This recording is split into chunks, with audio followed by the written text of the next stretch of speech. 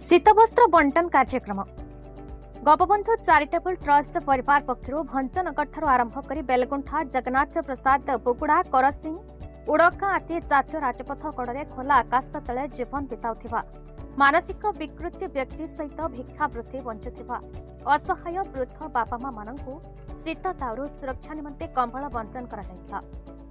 अनुष्ठान सभ्य माने कंबल सह खाद्य मध्य बंटन करथिले।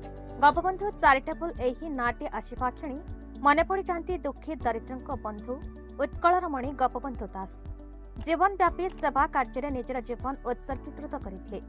तांकर एही चिंताधारा रे अनुप्राणित होई केतेक युवक गढ़िथिले गोपबंधु चैरिटेबल ट्रस्ट। जगन्नाथ प्रसाद ब्लॉक अंतर्गत चढ़ियापल्ली ग्राम में अवस्थित एही अनुष्ठान दीर्घ 5 वर्ष है बहु गुड़िए सामाजिक सेवा कार्य जगाई आसुछि। रोगीटी बिछणारे छटफट होइथाउ किंबा दुर्घटनाग्रस्त आहत व्यक्तिटी अबा अनाहार पड़िथिबा व्यक्तिटी खबर पाइबा मात्रके पहुंची जाती एही अनुष्ठान युवक माने। जनसेवा को निजर धर्म भावे मानुथिबा एही अनुष्ठान युवक माने घर नथिबा व्यक्ति को पाल पाठ पढ़ी पारुनथिबा छात्र छात्री मानकु बही पत्र सह ट्यूशन जोगाई देबा घर पड़ी लोकंकु सहाय्य बन्या प्रपीड़ित लोकंकु सहयोगर हाथ बढ़ाई थाए एही संगठन। एपरिकी कोविड महामारी समय रोगी को सहाय्य और सचेतनता कार्य बेस भलरे करिथांती।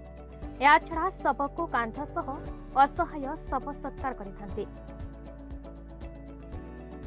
भंजनगरରୁ अक्षय कुमार नायकଙ୍କ रिपोर्ट बीई न्यूज ओडिशा।